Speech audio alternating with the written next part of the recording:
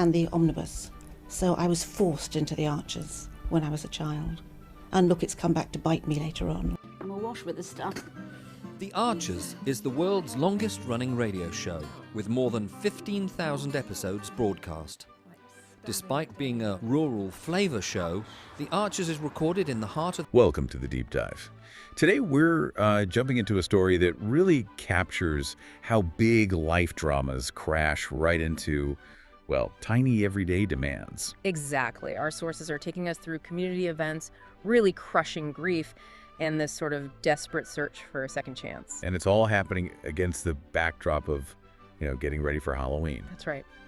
So our mission here is to unpack how people cope when all these crises hit at once. We're seeing individuals handle huge things, inherited farms, loss, trying to rebuild a reputation. While also dealing with, the nonstop practical stuff. Right, the clock's ticking on things that seem mundane but just have to get done. So the big question for you, listening in as we explore this, when you've got these massive, unavoidable duties and grief that just floors you, how do people find the energy, the time, the community support for things like costumes, event planning, and making sure there's enough chocolate? Let's start right there in the middle of it all, the really detailed prep for Lower Luxley's half-term activities. Okay. Yeah, the organization's pretty intense, actually. The calendar looks packed. They've got things like coconut lobbing. A classic. And then the crafty stuff like making pipe cleaner spiders, indoor fun. And I like that detail in the source about the language they used. Oh yeah, the witch hat hunt. They were very clear it's not a witch hunt. That small detail, it shows a certain level of care, doesn't it? Thinking about the implications. It does. And that planning, it extends to the grown-ups too.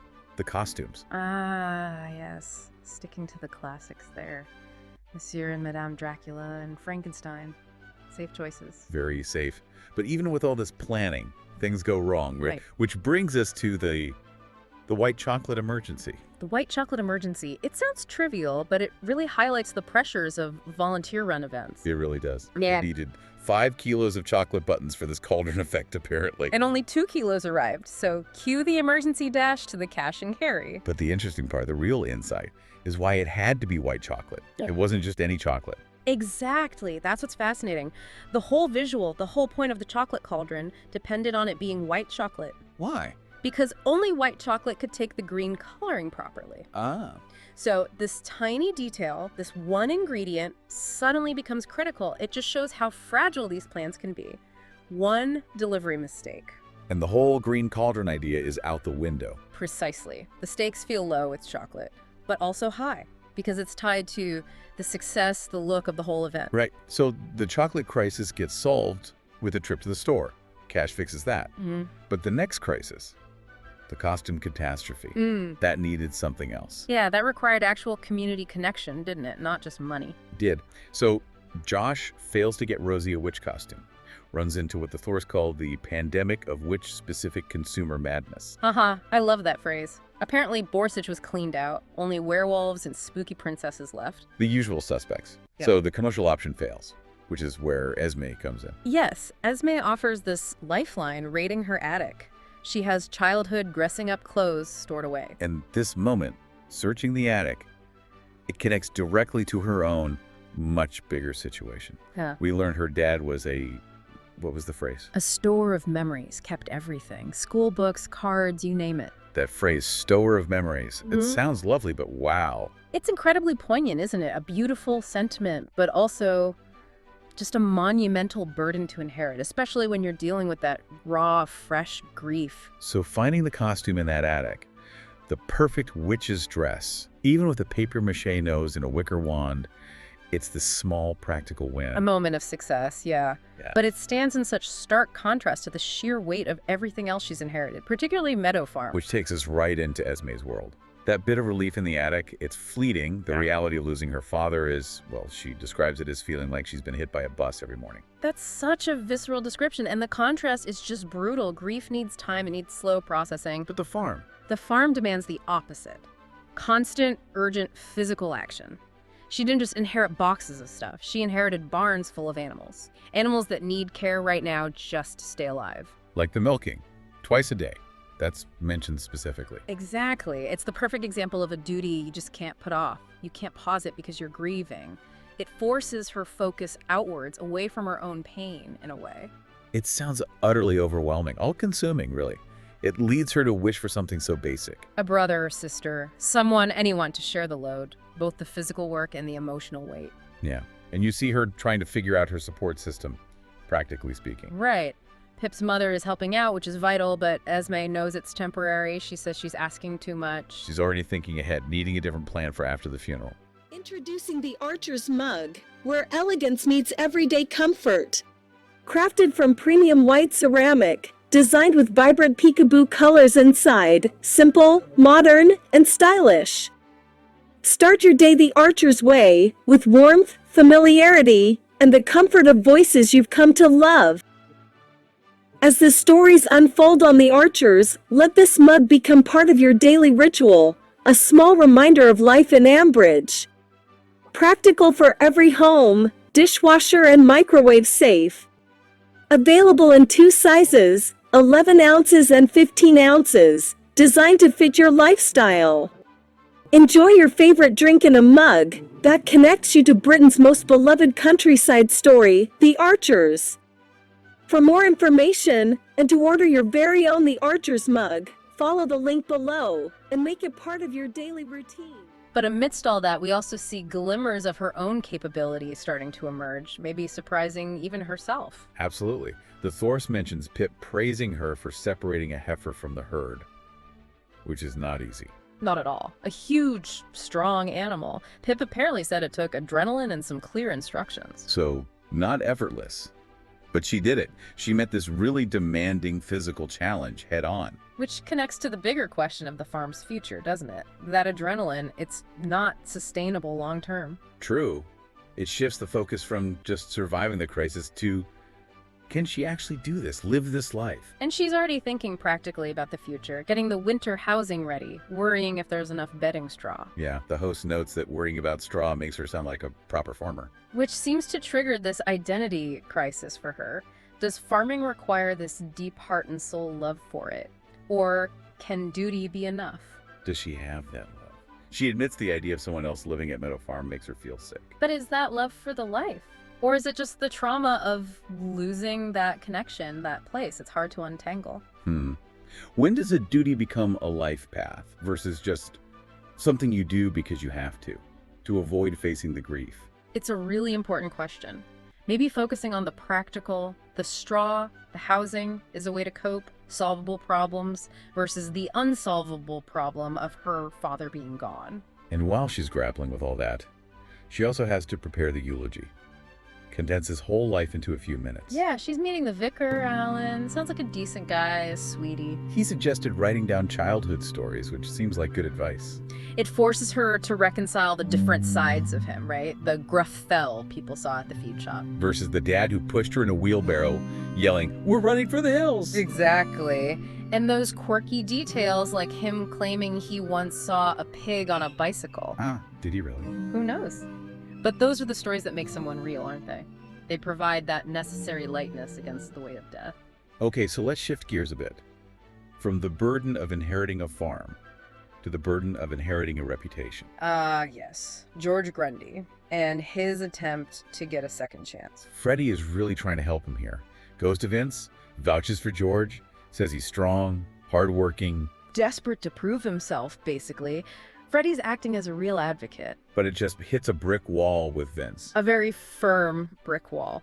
Vince's refusal, it wasn't just a no, it was a statement. Yeah, he talks about how he used to give second chances, prided himself on it. But now he's less keen. And he brings up Rochelle, specifically names her.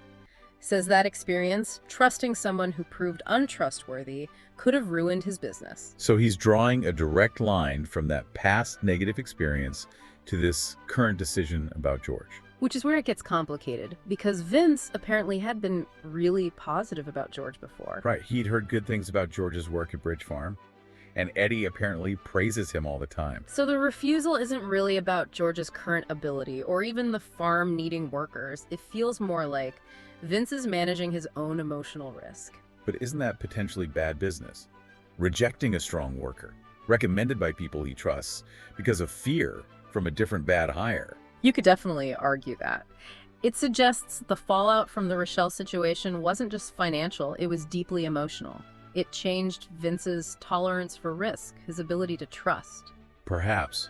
For him, the potential downside of being burned again just outweighs the upside of getting a good worker.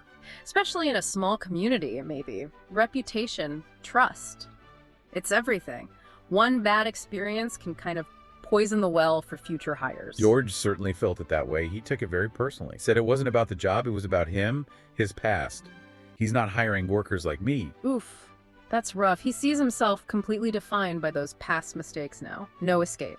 And that leads to that really difficult confrontation with Freddy. Yeah, the identity clash. George basically accuses Freddy of pitying him, seeing him as a charity case. And draws that really harsh class line.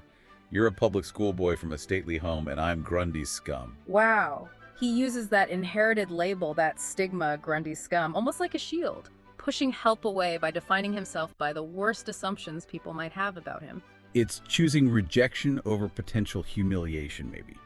A really bitter, painful moment. It really is. But the source does offer a slightly softer note at the end of that thread. Right. Despite the job falling through and that awful exchange, Freddy still meets up with George. Yeah, he was planning to anyway. Lends him a game.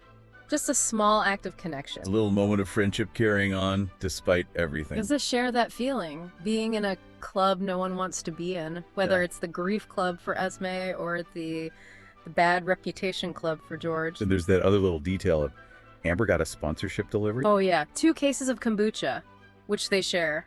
A tiny fizzy moment of something different, something new. Okay, so let's try and pull these threads together. What have we really seen here? Well, we've definitely seen the immense weight of inherited burdens, both literal and figurative. For Esme, it's the farm. This huge, physical, immediate responsibility landing on her shoulders, forcing her to confront grief and duty head on. And for George, it's the weight of reputation.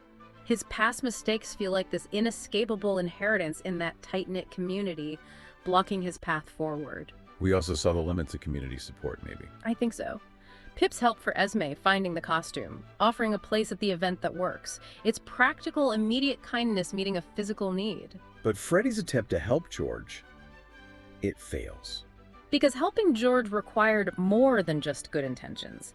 It required overcoming Vince's ingrained fear, his historical baggage about trust. So good intentions aren't always enough when trust has been broken. It seems that way here.